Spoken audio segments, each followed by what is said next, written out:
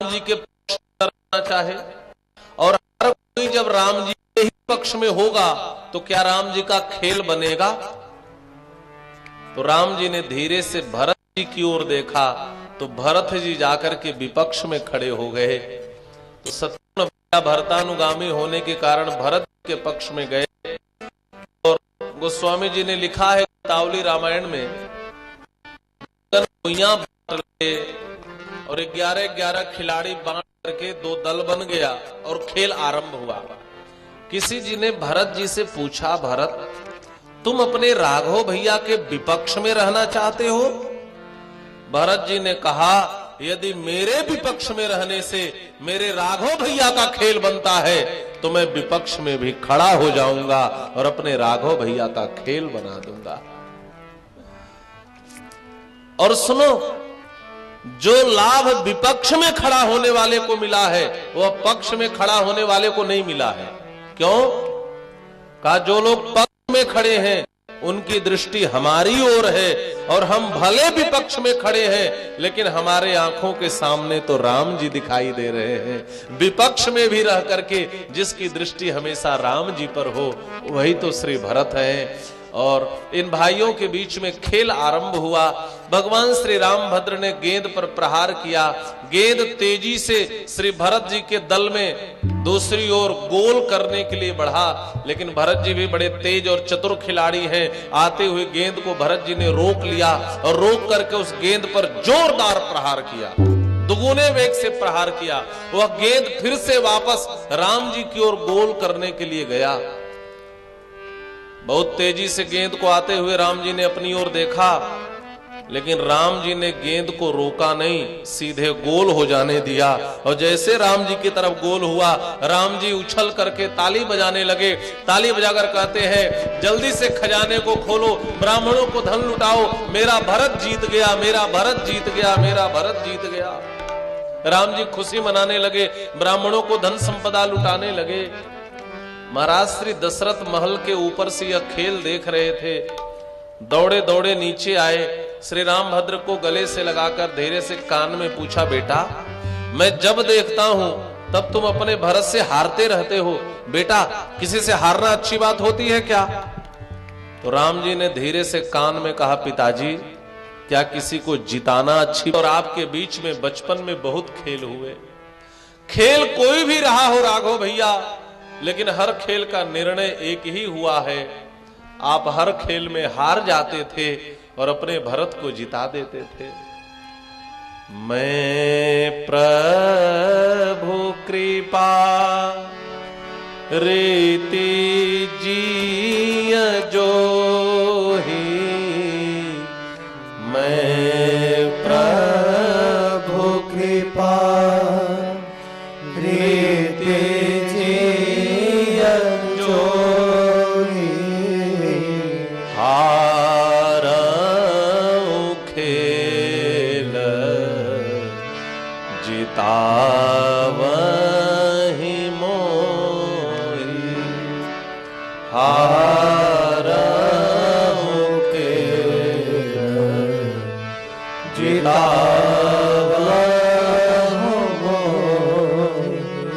राघव भैया, मुझे याद है बचपन से लेकर के जितने भी खेल हुए आप हर खेल में हार कर अपने भरत को जिता देते थे।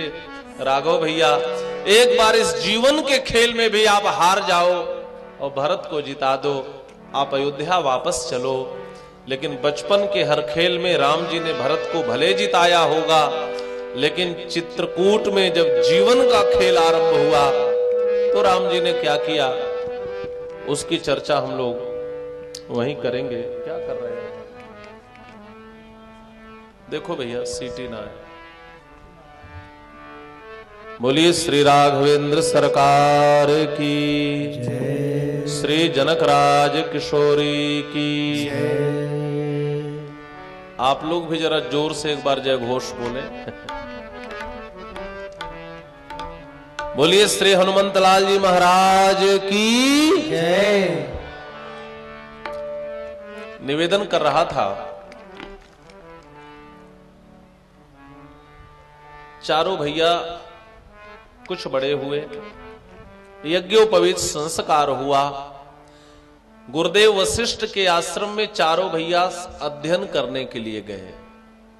कितनी सुंदर परिपाटी है। गुरुकुल में पहले विद्यार्थी विद्याध्ययन करने के लिए जा सकते हैं, जाते थे।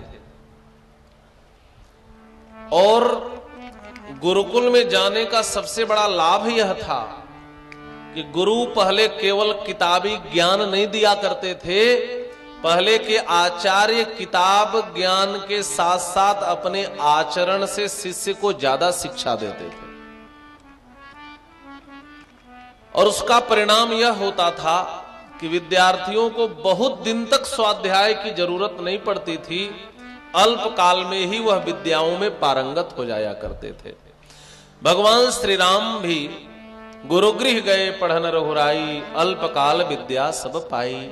मानसकार ने लिखा है, अल्पकाल में ही विद्याओं में पारंगत हो गए। आज की शिक्षा प्रणाली बदलती जा रही है। आज गुरु शिष्यों के बीच में कोई संबंध नहीं होता। आज के विद्यार्थी को या स्टूडेंट्स को सिर्फ डिग्री से मतलब होता है, और आज के टीचर्स को केवल पैसे से और वेतन से मतलब होता है। गुरु शिष्य का संबंध नहीं हो पाता। इसके कारण ही आज शिक्षा प्रणाली भी विकृत हो गई है, क्योंकि शिष्य के प्रति गुरु का स्नेह नहीं रहा और शिष्य का भी शिक्षक के प्रति श्रद्धा नहीं रही। भगवान श्री रामभद्र अल्पकाल में ही विद्याओं में पारंगत हो गए। महर्षि वाल्मीकि कहते हैं, दो दो भाइयों की जोड़ी बचपन से ही बन गई। श्री राम और लक्ष्मण की जोड़ी। बाल्यात् प्रभृति सुस्निग्धो लक्ष्मणो लक्ष्मीवर्धनः रामस्य लोकरामस्य भ्रातुर्ज्येष्ठस्य नित्यसः। बचपन से ही दो दो भाइयों की जोड़ी बन गई।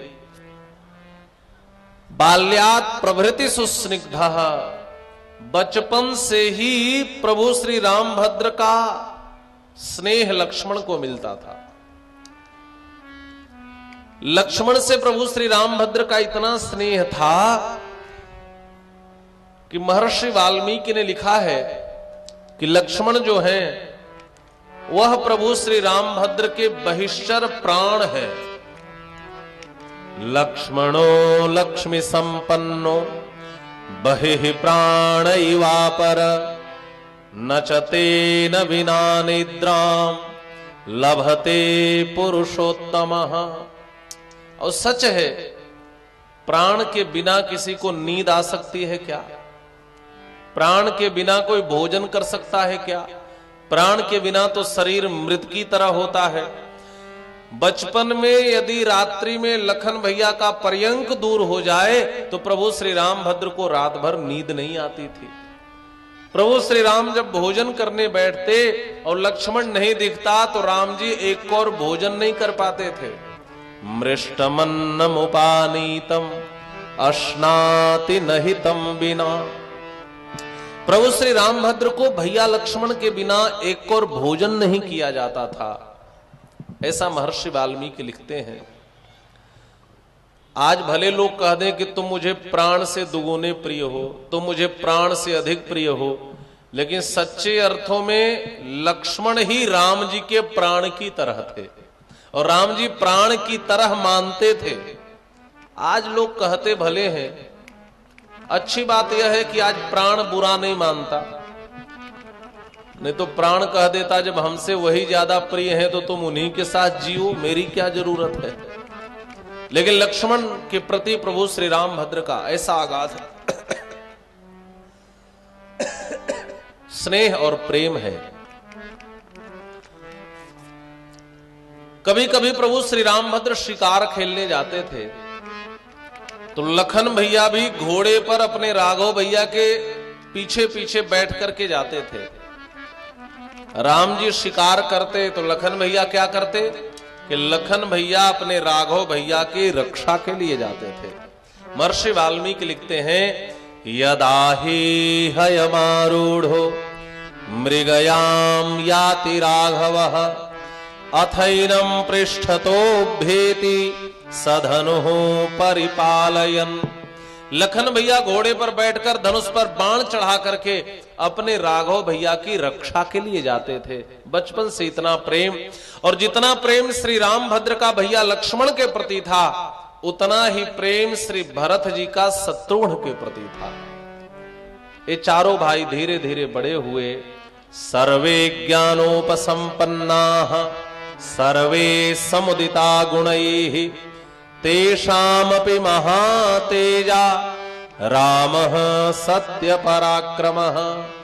चारों भैया वेद वेदांग में पारंगत थे। चारों भाइयों में अद्भुत ज्ञान का भंडार था, लेकिन इन सारे लोगों में श्री राम श्रेष्ठ थे, ऐसा महर्षि वाल्मीकि लिखते हैं। गोस्वामी जी भी कहते हैं, चारिव शील रूप गुण धामा तदपि अधिक सुख सागर रामा। उसमें राम जी की श्रेष्ठता थी। महाराज दशरथ एक दिन एक सभा करके बैठे। महर्षि वाल्मीकि लिखते हैं, और इस सभा का जो विषय था वह यह था कि मैं अपने राम का विवाह कहां करूं। प्रश्न उठता है कि राम के विवाह के लिए सभा की जरूरत क्या थी। जिस भी माता के कक्ष में जाते, हर मां महाराज दशरथ से एक ही बात कहती, मेरा राघव अब विवाह के योग्य हो गया है, मेरे राम का विवाह कब करोगे, मेरे राम का विवाह कब करोगे। तो महर्षि वाल्मीकि ने तो स्पष्ट लिखा है कि महाराज दशरथ ने राम का विवाह कहां करूं, इसके लिए एक सभा का आयोजन किया। और सच है, विवाह के लिए इतनी सजगता जीवन में जरूरी है। आज भी समाज में सबसे अधिक विचारणीय तथ्य यह है कि हम अपने बेटे का विवाह कहां करें। जब तक घर में सुयोग्य बहू नहीं आएगी, तब तक आने वाली जो पीढ़ी है वह सुसंस्कारित नहीं होगी। और इस प्रसंग से यह पता चलता है कि उस समय के राजा लोग भी अपने पुत्र के विवाह को लेकर कितने संवेदनशील थे। श्री राम का विवाह नहीं होता ऐसा नहीं है, लेकिन यह चिंता जरूर है कि श्री राम इतने रूपवान हैं, श्री राम इतने शीलवान हैं, श्री राम इतने गुणवान हैं, यदि उनके अनुरूप बहू नहीं मिली, पुत्र वधू नहीं मिली, तो जाने जीवन कैसा हो जाएगा। और आने वाली पीढ़ी के लिए पिता की अपेक्षा मां के द्वारा ज्यादा संस्कार दिया जाता है। बेटा पिता के साथ कम रहता है, मां के साथ ज्यादा रहता है। पिता बहुत सुशिक्षित हो, मां सुशिक्षित ना हो, तो बेटा बहुत अच्छा शिक्षित नहीं हो सकता, क्योंकि किसी भी बेटे की प्रथम गुरु उसकी मां ही हुआ करती है। इसलिए पुत्र की अपेक्षा पुत्री का शिक्षित होना ज्यादा आवश्यक है। समाज में भी बेटा यदि कम पढ़ा लिखा हो तो उतना बड़ा नुकसान नहीं है, यदि बेटी कम पढ़ी लिखी हो तो ज्यादा बड़ा नुकसान समाज का है। क्योंकि किसी भी पुत्री के ऊपर दो दो कुलों के संस्कार का दायित्व होता है।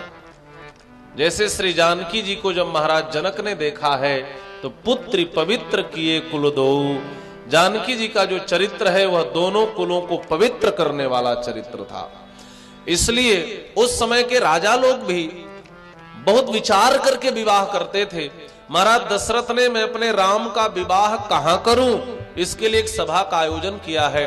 महर्षि वाल्मीकि लिखते हैं, अथ राजा दशरथः तेषां दारक्रियां प्रति चिन्तयामास धर्मात्मा सोपाध्यायः स बान्धवः। अपने बंधु बांधवों के सहित इस सभा में यह विषय रखा, तेषां दारक्रियां प्रति, कि मैं अपने राम का विवाह कहां करूं। इधर सभा चल रही थी। महर्षि वाल्मीकि ने उस समय के विश्व परिदृश्य पर लोगों का दृष्टिकोण खींचा है, लोगों की दृष्टि खींची है। राजमहल में तो खूब मंगल हो रहा है, बधाई हो रही है, संस्कार हो रहे हैं, खेल हो रहा है, लेकिन राष्ट्र में उस समय बड़ा अमंगल हो रहा था। और यह अमंगल उस समय जो सत्ता का दो केंद्र था, हमने निवेदन किया था कल, उसमें जो दूसरा केंद्र था, लंका के राज सत्ता पर बैठा हुआ रावण, वह रावण लंका में बैठ करके पूरी दुनिया में अमंगल कर रहा था और महाराज दशरथ अपने राजमहल में होने वाले मंगल में ही भूले हुए थे। जैसा कि कल हमने निवेदन किया था कि रावण जानता है कि जो पूर्ण मानव बनेगा वह मुझे मार देगा। रावण ने निर्णय ले लिया कि मैं पूर्ण मानव बनने नहीं दूंगा। कोई पूर्ण मानव तभी बन सकता है जब वो धर्म पथ पर चले। रावण ने कहा मैं दुनिया में धर्म ही नहीं रहने दूंगा, धर्म की सुरक्षा के जितने केंद्र है मैं उसको नष्ट कर दूंगा। और रावण ब्राह्मणों को नष्ट करने लगा, यज्ञ यागादि को नष्ट करने लगा, सदग्रंथ को नष्ट करने लगा, संतों को नष्ट करने लगा, गायों को नष्ट करने लगा। जहां भी धर्म के बचने की यत्किंचित भी संभावनाएं थी, रावण उन सारे केंद्र को नष्ट कर देना चाहता है। रावण ने संपूर्ण भारतवर्ष में अधर्म फैलाने के लिए और धर्म को मिटाने के लिए 2 शिविर बनाए। एक शिविर दक्षिण भारत में बनाया, दूसरा शिविर उत्तर भारत में बनाया।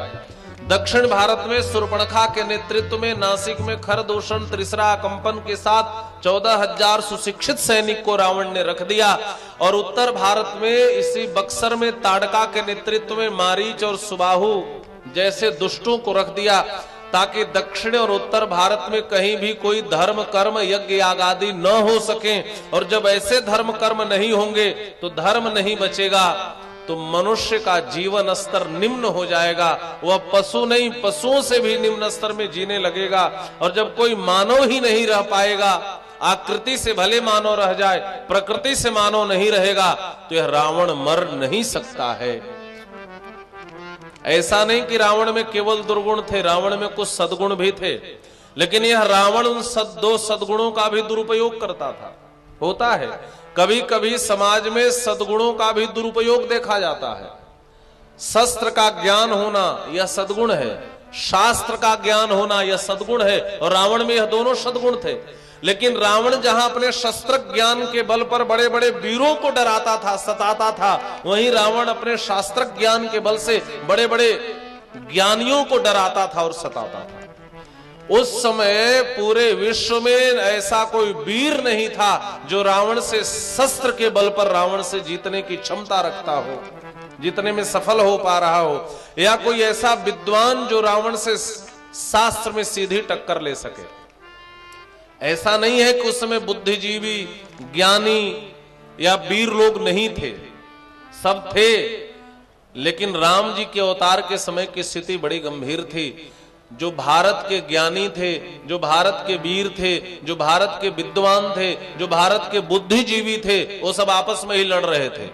आप पाएंगे ब्रह्मर्षि वशिष्ठ में शास्त्र का अद्भुत ज्ञान था, विश्वामित्र में शस्त्र का अद्भुत ज्ञान था, महाराज दशरथ जैसे धार्मिक और बुद्धिजीवी राजा राज सत्ता पर बैठे थे, महाराज जनक जैसा ज्ञानी राजा मिथिला की राज सत्ता पर बैठा था। ज्ञानी थे, बुद्धिमान थे, वीर थे, शस्त्र ज्ञानी थे, शास्त्र ज्ञानी थे, लेकिन विडंबना यह थी कि आपस में सब लड़ झगड़ रहे थे। एक आपस में एकता नहीं थी। जहां राम जी के अवतार काल में दुष्टों में, बुरे लोगों में आपस में संगठन था, वहीं राम जी के अवतार काल के समय अच्छे लोगों में विभाजन था। और आप देखेंगे समाज में जब भी बुरे लोग एकत्रित हो जाएं और अच्छे लोग आपस में बट जाएं, तब समाज में बहुत बड़ा संक्रमण होता है, तब समाज में विघटन होता है। और राम जी के अवतार के समय यही हो रहा था। इसीलिए राम जी आए हैं तो राजमहल में भले मंगल हो रहा हो, लेकिन राष्ट्र में बड़ा अमंगल हो रहा था। राम का एक तात्पर्य यह भी है, रा से राष्ट्र और म से मंगल, उसको राष्ट्र मंगल कहते हैं। राम से ही राष्ट्र का मंगल हुआ है। लोग अपने अपने ढंग से अर्थ करते हैं। एक विद्वान अर्थ कर रहे थे कि राम में 3 अक्षर हैं, RAM। तो R से होता है राइट, A से होता है एक्शन और M से होता है मैन। जो राइट एक्शन मैन हो, जो मर्यादा पुरुषोत्तम हो, उसको राम कहते हैं। तो राम का अवतरण तो मर्यादा के लिए था, लेकिन अवतार काल की जो स्थिति थी भगवान श्री राम के, वह बहुत अच्छी नहीं थी।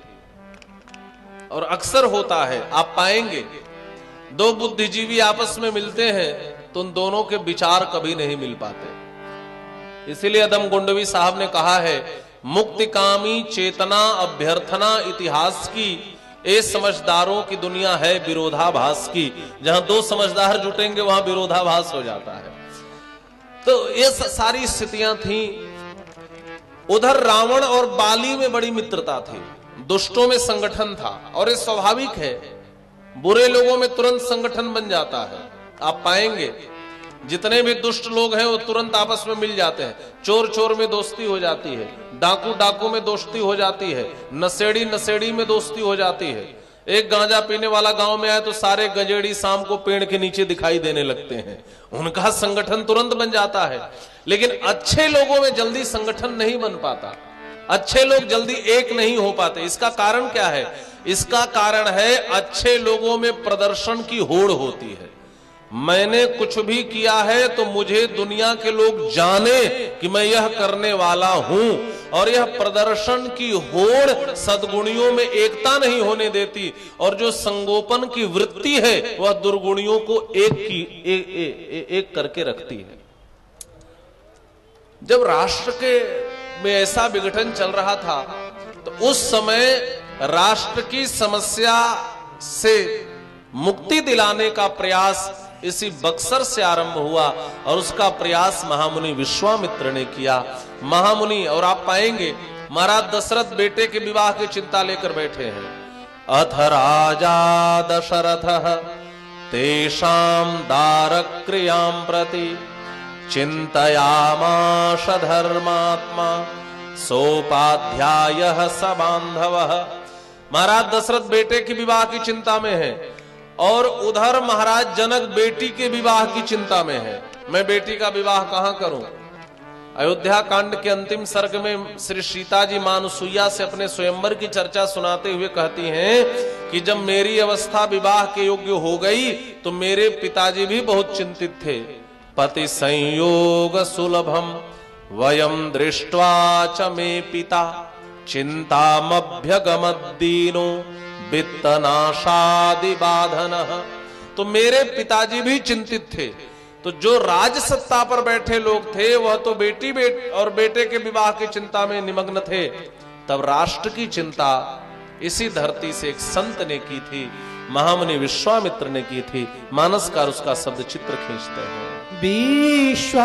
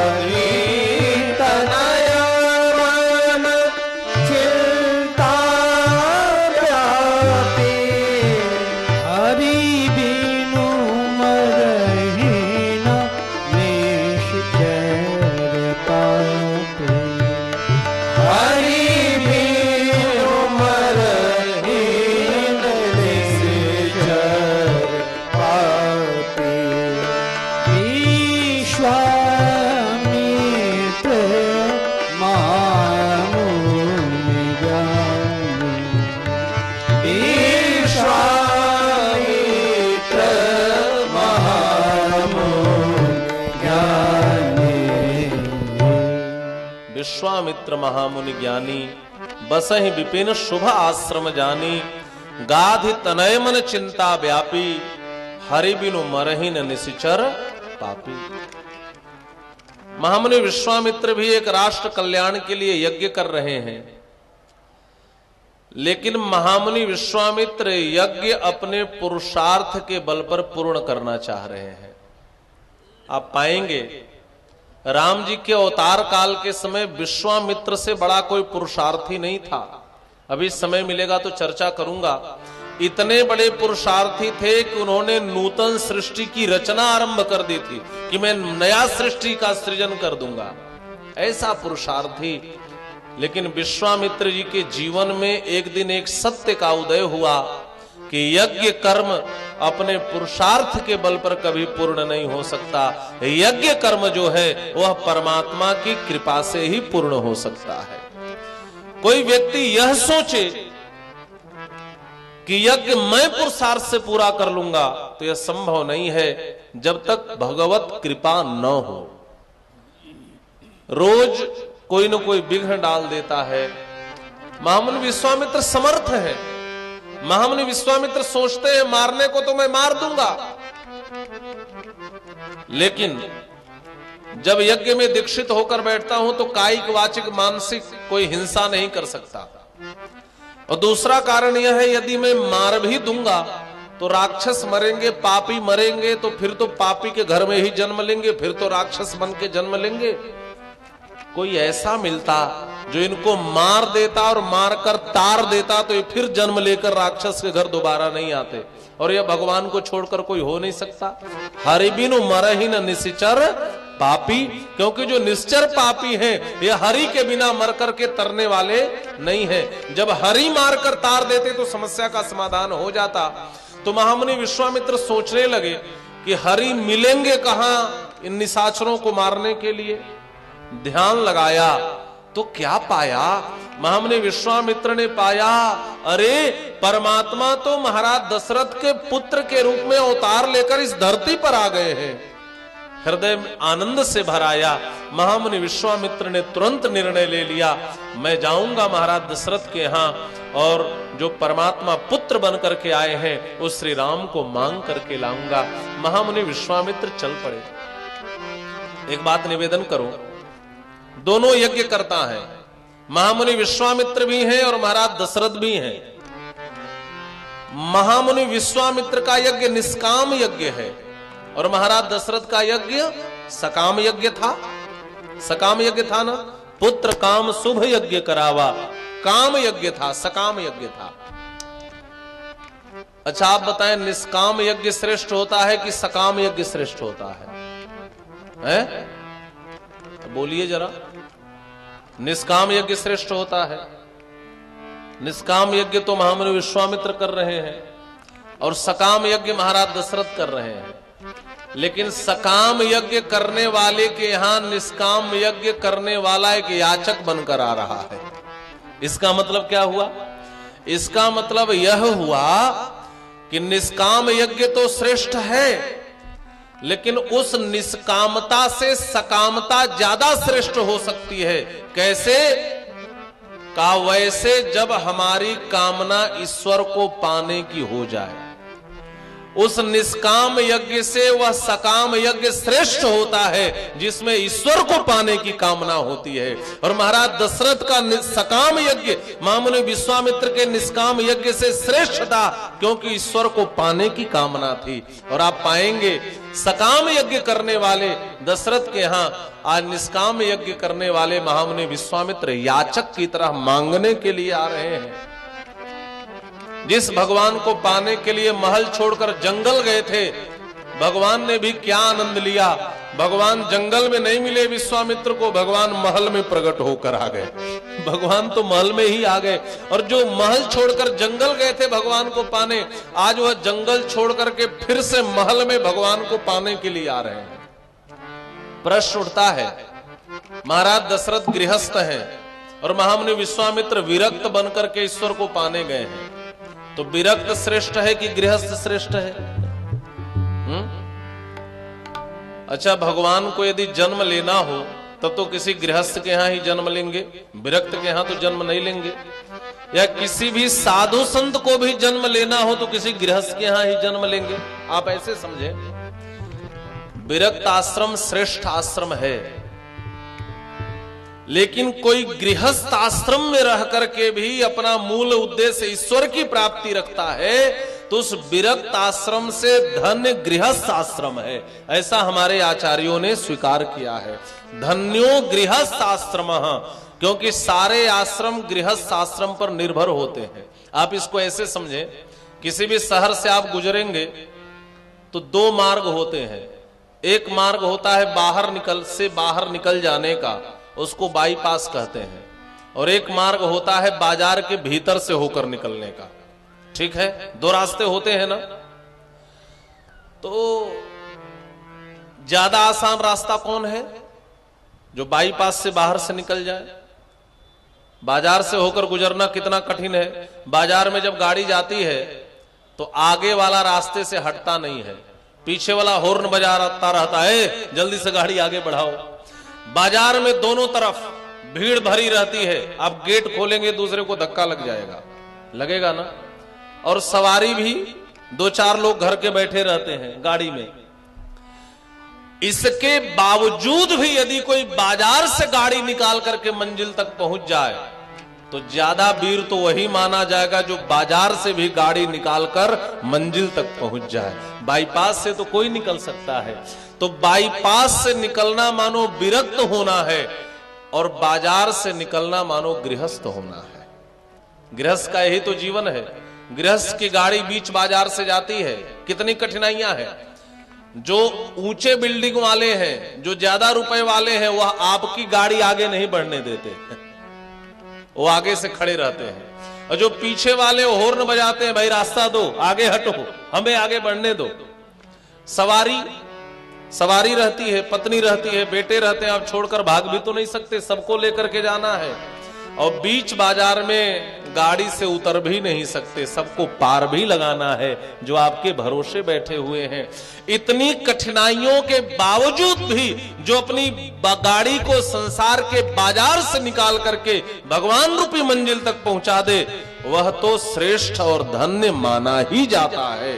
इसलिए वह सकामता भी श्रेष्ठ हो जाती है उस निष्कामता से जहां पर भगवान की प्राप्ति हो जाए। और सकाम यज्ञ करने वाले महाराज दशरथ के पास आज निष्काम यज्ञ करने वाले महामुनि विश्वामित्र आए हैं।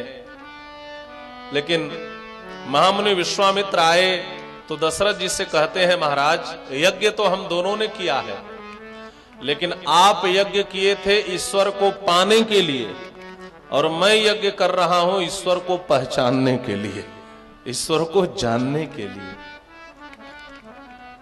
जान जाना मोक्ष नहीं है, जान जाना मोक्ष है। आप समझ रहे हैं?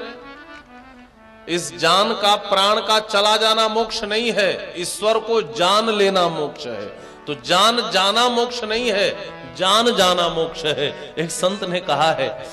तो हम यज्ञ कर रहे हैं ईश्वर को पहचानने के लिए। महामुनि विश्वामित्र का आगमन हुआ है। एक प्रतिहारी ने आकर महाराज दशरथ को सूचना दी, महाराज महामुनि विश्वामित्र पधारे हैं।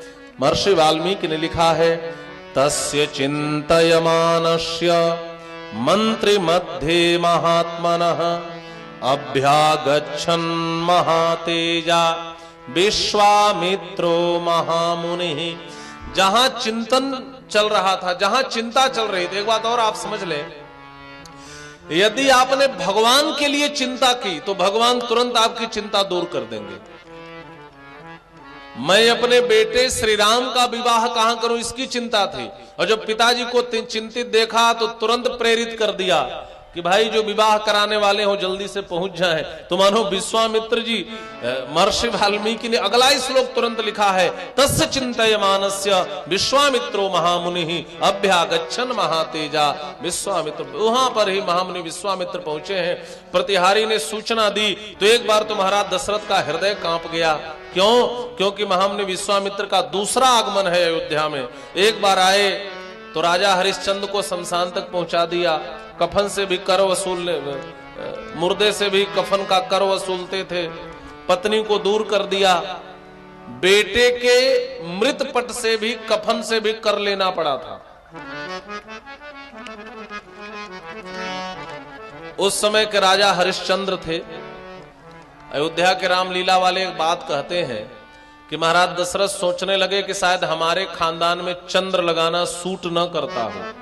एक राजा हुए हरिश्चंद्र, उस समय भी विश्वामित्र आए थे और हमने भी अपने बेटे के नाम के आगे रामचंद्र लगा रखा है, तो दोबारा आए हैं। उस बार आए तो राजा को पत्नी से दूर कर दिया, बेटे के कफन से कर ले लिया, इस बार आए हैं जाने क्या करेंगे। तो मानो महामुनि विश्वामित्र कहना चाहते हो महाराज घबराओ मत, मैं उस बार के की गई गलती का प्रायश्चित्त करने आया हूं। उस बार आपके सिंहासन को मांगने आया था, इस बार आपके सिंह को मांगने आया हूं। पुरुष सिंह दो वीर, हरस चले मुनि भय हरन। इतना ही नहीं, उस बार राजा हरिश्चंद्र की पत्नी को उनसे दूर कर दिया था, लेकिन इस बार होने वाले राजा रामचंद्र की जो जन्म जन्मांतर की शाश्वत पत्नी है, उनसे मिलाने के लिए आया हूं, इसलिए आप घबराएं नहीं। उधर ब्राह्मणों को आगे करके महाराज दशरथ विश्वामित्र का स्वागत करने आए। क्यों? ब्राह्मण के क्रोध से तो ब्राह्मण ही बचा सकता है और दूसरा कोई बचा नहीं सकता। कहीं गुस्से में आए हो तो भाई ब्राह्मण को आगे करके चलूंगा तो यह समझते हैं कि इनका कोप कैसे शांत हो, लेकिन आकर के देखा तो बड़े आनंद में महामुनि विश्वामित्र थे।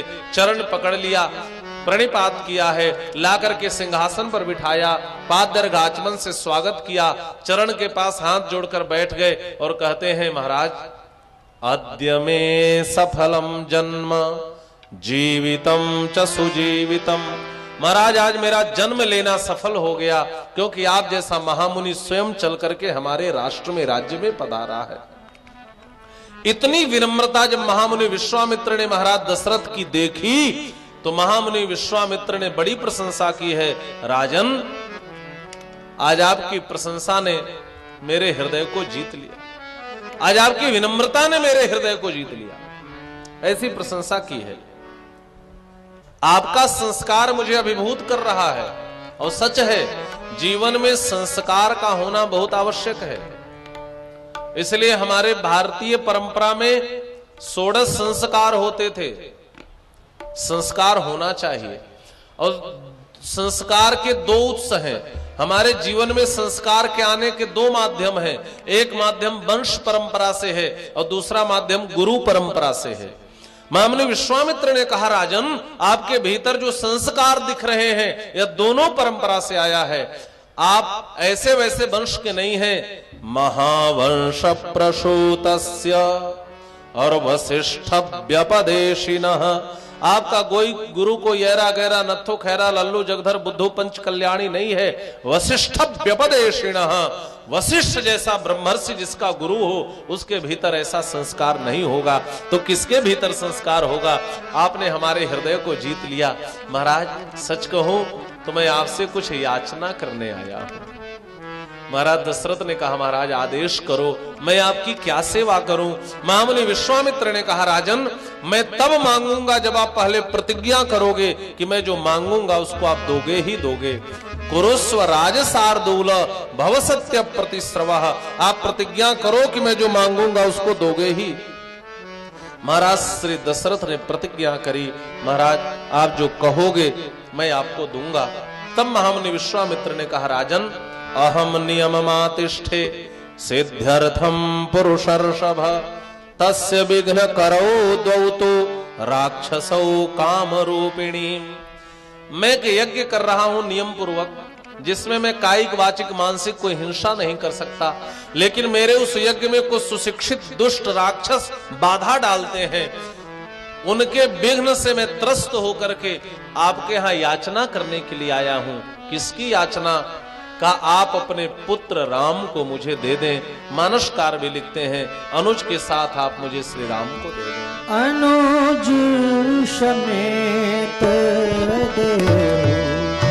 रघुनाथ, अनुज समेत देव रघुनाथ, अनुज समेत रघुनाथ, अनुज समेत देव रघुनाथ, निश्चर बध में हो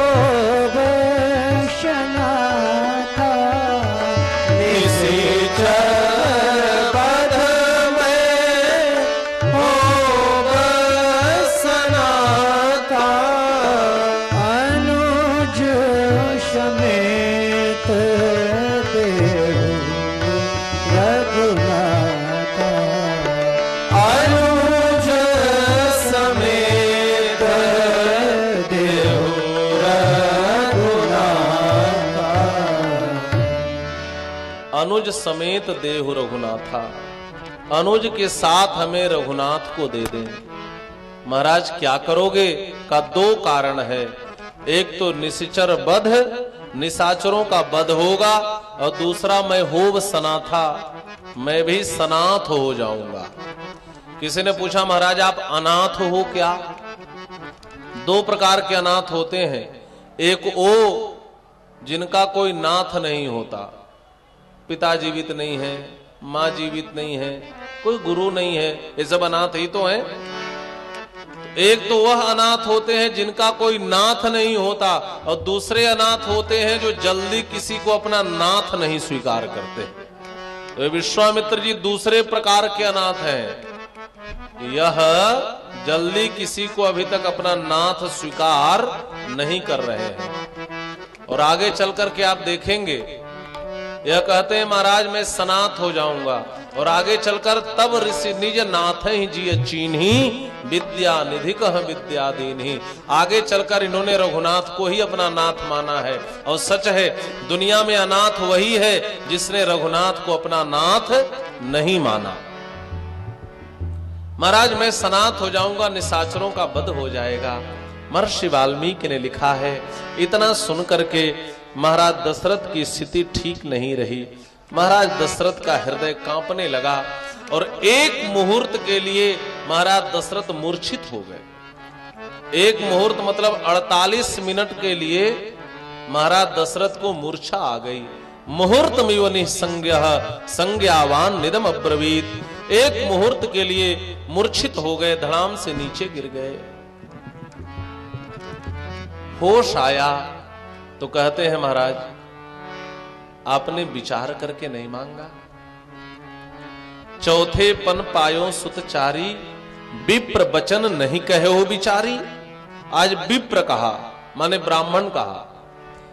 अरे ब्राह्मण आप विचार करके नहीं मांगे, मतलब आप पहले क्षत्रिय थे अब ब्राह्मण हो गए, इसका मतलब जो क्षत्रिय वाली आपकी कठोरता है वो अभी तक गई नहीं, इसलिए मांग रहे हो इतनी कठोरता से। अथवा आप ब्राह्मण भले हो गए क्षत्रिय से, लेकिन आपको अभी तक मांगने नहीं आया, इसलिए विप्र वचन नहीं कहो बिचारी। आप विचार करके मांगे हो, आपको पता है राम कौन है। महाराज मैं राम के बिना कैसे जीवित रहूंगा। आप कहो तो मैं अपनी संपूर्ण अक्षौहिणी सेना के साथ आपके साथ चलूं, और आप जब तक कहोगे शरीर में प्राण रहेंगे मैं युद्ध लड़ता रहूंगा राक्षसों से, सब कुछ करूंगा, लेकिन आप मेरे राम को मत मांगो। आप जानते हो मेरा राम कैसा है। महर्षि वाल्मीकि ने एक श्लोक लिखा है, हमारे दाक्षिणात्य आचार्यों ने इसका बड़ा समास्वादन किया है।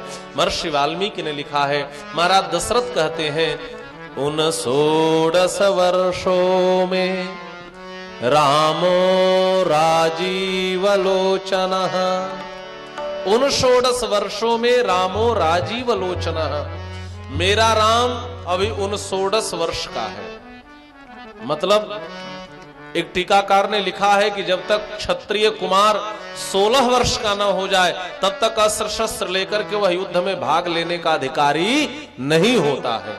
तो मानो महाराज दशरथ कहते हैं मेरा राम अभी 16 का नहीं हुआ है, इसलिए यह अस्त्र शस्त्र लेकर युद्ध में भाग लेने का अधिकारी नहीं है, इसलिए महाराज आप मेरे राम को मत मांगो। दूसरी बात कहते हैं रामो राजीव लोचनः। मेरे राम के जो नेत्र हैं वो राजीव की तरह हैं। राजीव कहते हैं कमल को, और राजीव कहते हैं मृग को। राजीव शब्द के दो अर्थ होते हैं। मेरा राम राजीव लोचन है, यदि मृग अर्थ करें तो मेरे राम की आंखें मृग की तरह हैं। कहने का मतलब यह है जैसे सिंह की दहाड़ को सुनकर के मृग भय के मारे आंख बंद कर लेता है, वैसे मेरा राम मृग नयन है। यह तो उन राक्षसों की भयंकर सूरत को देख करके ही, आकृति को देख करके ही नेत्र बंद कर लेगा, यह उन राक्षसों से क्या लड़ पाएगा, इसलिए मेरे राम को मत मांगो। दूसरा अर्थ है मे रामः राजीव लोचनः। मेरा राम राजीव लोचन है। राजीव लोचन का अर्थ यदि हम कमल करें तो कमल की एक गति होती है, कमल सूर्यास्त होते बंद हो जाता है और सूर्योदय होते खिलता है। महाराज दशरथ का भाव यह है, महाराज जैसे जैसे कमल सूर्यास्त होते बंद हो जाता है, वैसे मेरे राम के नेत्र भी कमल की तरह है, सूर्यास्त होते ही मेरा राम सोने लगता है। और निशाचर उसे कहते हैं जो रात में चलने वाले लोग हों, जिनकी शक्ति, जिनका बल रात में बढ़ जाता हो। तो जब इन निशाचरों का बल बढ़ जाएगा, ये हमारे राम के पास आएंगे तो राम उनको मार कैसे पाएंगे? राम तो सूर्यास्त होते ही सोने लगते हैं। मैं रामः राजीव लोचनः, मेरे राम के नेत्र राजीव की तरह हैं, इसलिए मेरे राम को मत मांगो। फिर कहते हैं महाराज आप विचार तो करो, 60 वर्ष सहस्राणि जातस्य मम कौशिक कृच्छ्रेणोत्पादितश्चायं न रामं नेतुमर्हसि। 60,000 वर्ष बीत गए थे, मुझे कोई पुत्र नहीं हो रहा था।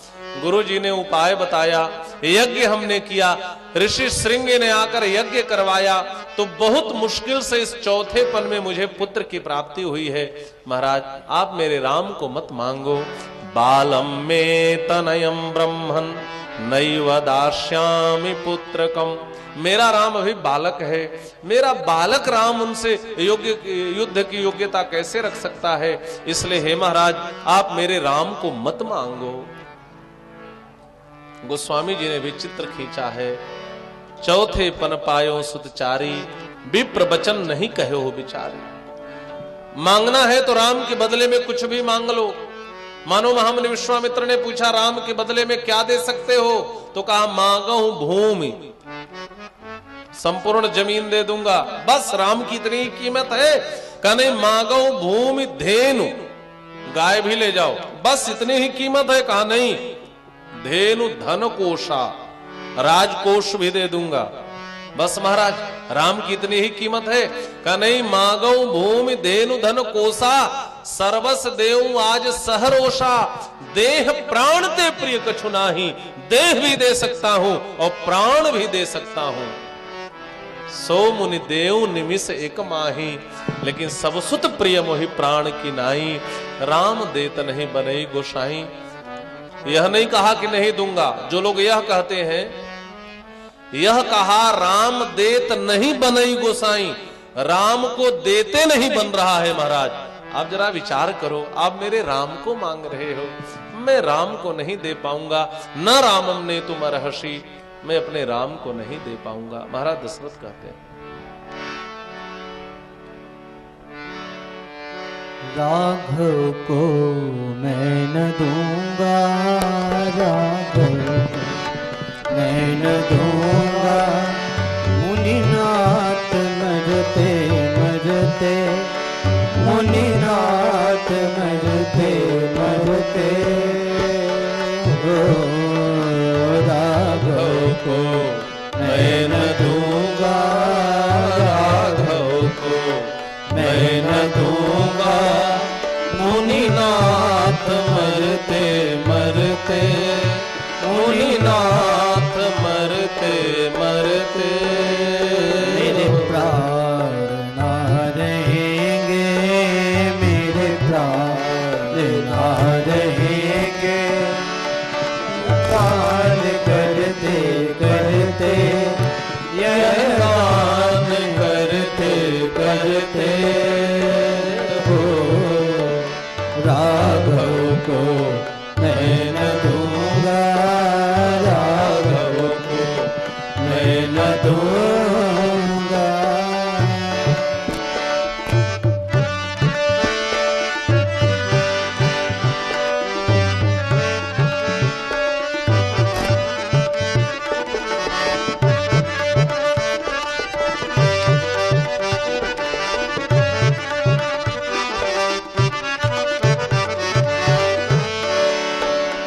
जल के बिना कदाचित मछली शरीर धारे, जल के बिना कदाचित मछली शरीर धारे, जल के बिना कदाचित मछली शरीर धारे, जल के बिना कदाचित मछली शरीर धारे।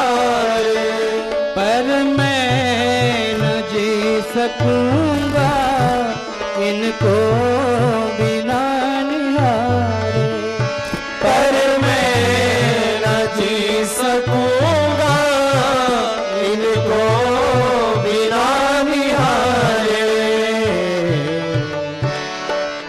कौशिक सिहर रहे हैं, कौशिक सिहर रहे हैं, मेरे अंग डरते डरते, मेरे अंग डरते डरते हो। राघव को मैं न दूंगा, राघव को मैं न दूंगा, मुनिनाथ मरते मरते, मुनिनाथ मरते मरते हो। राघव को मैं न दूंगा।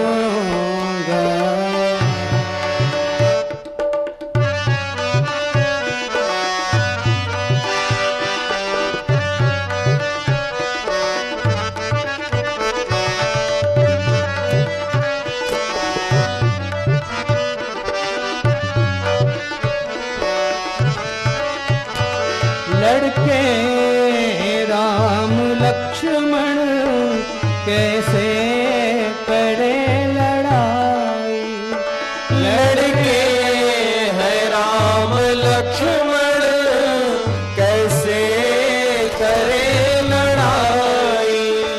रघुवर प्रभु को देते बनता नहीं गोसाई, रघुवर प्रभु को देते बनता नहीं गोसाई। कहियो पड़े चरण में, कहियो पड़े चरण में, मृगनीर झरते झरते, मृगनीर झरते झरते हो। राघव को मैं न दूंगा, राघव को मैं न दूंगा, मुनिनाथ मरते मरते, मुनिनाथ मरते मरते हो। राघव को मैं न दूंगा, राघव को मैं न दूंगा, मुनिनाथ मरते मरते, मुनिनाथ मरते मरते हो। राघव को मैं न दूंगा। महाराज मैं अपने राम को नहीं दूंगा। सीधे महाराज दशरथ ने मना कर दिया। महाराज मुझे मेरे राम को देते नहीं बन रहा है। इतना सुनना था कि महामुनि विश्वामित्र सिंहासन से उठकर खड़े हो गए। एक क्षण के लिए महामुनि विश्वामित्र के चेहरे पर क्रोध की लालिमा आई। महर्षि वाल्मीकि ने लिखा है, चचाल वसुधा कृष्णाम देवानाम च भयम महत। हल्की सी लालिमा आई, इतने में पृथ्वी डोल गई, देवता थरथर कांपने लगे। महामुनि विश्वामित्र के चेहरे पर क्रोध की लालिमा आ रही है। जाने क्या होगा, क्या कर बैठे, क्या उलटना पुलटना शुरू कर दें। ऊपर से तो क्रोध का अभिनय है, लेकिन कोई महामुनि विश्वामित्र के हृदय को देखे तो बात समझ में आती है। हृदय से सोच रहे हैं, वाह रे प्रभु वाह, इस राजा को आपने क्या सौभाग्य दिया है। परमात्मा किसी एक के हो सकते हैं क्या? भगवान सूर्य किसी एक के हो सकते हैं क्या? गंगा नदी किसी एक की हो सकती है क्या? लेकिन ये राजा छाती ठोक कर कहता है, मैं राम, मेरा राम है, नहीं दूंगा तो क्या कर लोगे। सुनिंद्र पिगीरा प्रेम रस सानी, हृदय हरस माना मुनि ज्ञानी। ऊपर से भले क्रोध का अभिनय कर रहे हो, लेकिन भीतर से हृदय कहता है, वाह रे प्रभु वाह, आपने इस राजा को क्या सौभाग्य प्रदान किया है। फिर सोचने लगे, मैं यह जान लिया, यह राजा राम को नहीं देगा। यह राजा आन दे देगा, बान दे देगा, ईमान दे देगा, शान दे देगा, प्राण दे देगा, लेकिन अपने राम को कभी नहीं दे सकता। निर्णय कर लिया, क्या करूं?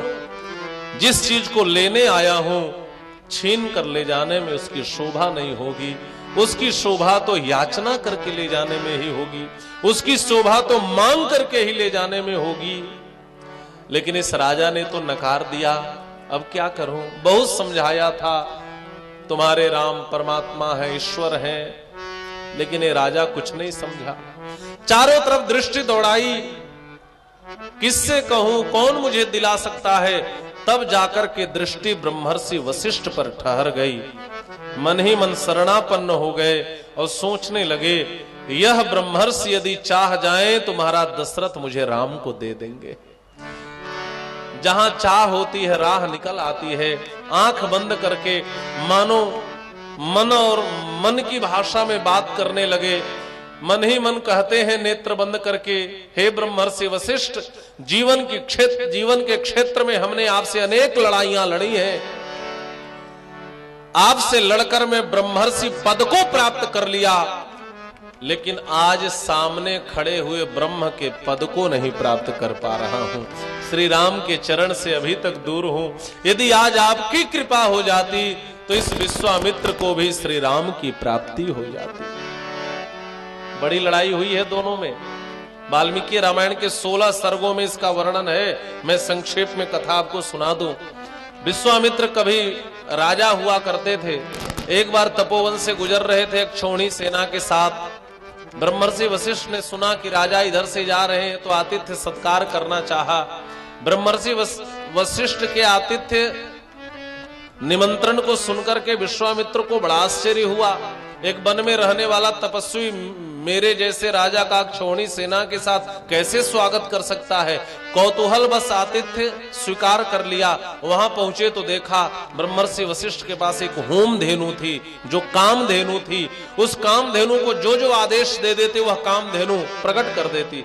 वशिष्ठ ने कहा सबके रहने खाने की व्यवस्था कर दो। देखते देखते आवास तैयार कर दिया। उस काम धेनु ने भक्ष्य भोज्य लेह्य चोष्य सारे पदार्थ उत्पन्न कर दिए। सारी सेना खाकर तृप्त हो गई। विश्वामित्र सोचने लगे, काश यह कामधेनु हमारे पास होती तो हमें किसी चीज की कमी नहीं होती। लेकिन आप पाएंगे कभी भी किसी राजा के पास कामधेनु नहीं पाई गई, हमेशा किसी तपस्वी के पास पाई गई, त्यागी के पास पाई गई। ऐसी दिव्य वस्तुएं किसी व्यक्तिगत स्वार्थ की पूर्ति के लिए नहीं होती, समष्टिगत परमार्थ के लिए हुआ करती है। जो त्यागी हो, जो ऐसी वस्तुओं का उपयोग दूसरे के हित के लिए कर सके, ऐसे लोगों के पास भी ऐसी वस्तुएं हुआ करती हैं। तो विश्वामित्र के मन में लोभ आया कि यह मेरे पास होती गैया तो बड़ा अच्छा होता। उन्होंने धीरे से कहा, महाराज आप इस गाय का क्या करते हो? वशिष्ठ जी ने कहा, राजन अतो मूलाह क्रिया सर्वा। हम जो तपस्वी हैं, हमारी हर क्रिया के मूल में गाय ही तो होती है। हमें दूध चाहिए तो गाय, दही चाहिए तो गाय, घी चाहिए तो गाय, गोबर चाहिए तो गाय, गोमूत्र चाहिए तो गाय। बिना गाय के हम तपस्वियों का जीवन तो एक क्षण के लिए भी नहीं चल सकता। तो उन्होंने कहा बस इतने के लिए गाय? तो सुनो, गवाम सत सहस्रेण देयताम शबला मम। हे ब्रह्मर्षि, इस एक गाय के बदले मैं आपको 100 सहस्त्र गाय दे रहा हूं। आप इस एक गाय को मुझे दे दें। वशिष्ठ जी ने कहा, बहुना किम प्रलापेन न दास्य कामदोहिनी। बहुत प्रलाप का कोई मतलब नहीं है राजन, इतना जान लो, मैं अपनी कामधेनु को तुमको नहीं दे सकता। विश्वामित्र ने कहा, दे नहीं सकते तो क्या मैं छीन नहीं सकता? अपने सैनिकों को आदेश दिया, इस गाय को छीन लो। सैनिक गाय को छीन कर ले जाने लगे। गाय रोने लगी। वशिष्ठ जी विवश थे, कुछ बोल नहीं पा रहे थे। उस गाय ने एक झटका दिया, सारे सैनिक गिर गए। भाग करके वशिष्ठ जी के पास आए और आकर कहती है, भगवान किम परित्यक्ता। हे भगवान, आपने मेरा त्याग क्यों कर दिया? क्या मुझसे कोई गलती हो गई? क्या आपकी सेवा में कोई अपराध हो गया? क्या मैंने आपकी आज्ञा का पालन नहीं किया? वशिष्ठ जी का हृदय भराया। वशिष्ठ जी ने कहा, नहीं रे सबले, तुम मत रो। एस राजा बलोन्मत्तः, यह जो राजा है यह बड़ा बलाभिमानी है, यह बल के अहंकार में तुम्हें मुझसे छीन के जा रहा है। उस कामधेनु ने कहा, महाराज मैं जहां तक आपको जानती हूं इस राजा में इतनी सामर्थ्य नहीं हो सकती कि आपसे मुझे छीन ले। आप तो केवल मुझे आदेश दे दे तो मैं इस राजा के बल को, दर्प को, अहंकार को, अभिमान को नष्ट कर दूंगी। वशिष्ठ जी ने कहा, कामधेनु ऐसा ही करो। देखते देखते उस कामधेनु ने विचित्र सैनिकों को उत्पन्न करना शुरू कर दिया। विश्वामित्र की अक्षौणी सेना से युद्ध छिड़ा। कामधेनु के द्वारा उत्पन्न किए गए सैनिकों ने मार करके विश्वामित्र की सेना को खत्म कर दिया। 100 बेटे विश्वामित्र के थे, एक साथ वशिष्ठ को मारने दौड़े। हुंकार की ध्वनि की हुम, सबकी गति रुक गई। फट कहा 100 जल करके भस्म हो गए। अब अकेले बचे विश्वामित्र थर थर कांप रहे थे। बाप रे बाप, ये महात्मा इतने खतरनाक हैं, मेरी अक्षौणी सेना को खत्म करवा दिया, बेटे को मरवा दिया, मैं इससे बदला लेकर के रहूंगा। एक बचे हुए बेटे को राज सिंहासन पर बिठा करके विश्वामित्र जी तपस्या करने चले गए। बहुत प्रकार के दिव्यास्त्रों का संचयन करके वशिष्ठ के तपोवन पर आक्रमण कर दिया। तपोवन जलने लगा। भागते हुए महात्मा आए, वशिष्ठ जी से कहते हैं, रक्षा करो, रक्षा करो। वशिष्ठ बाहर निकले। विश्वामित्र ने कहा, मैं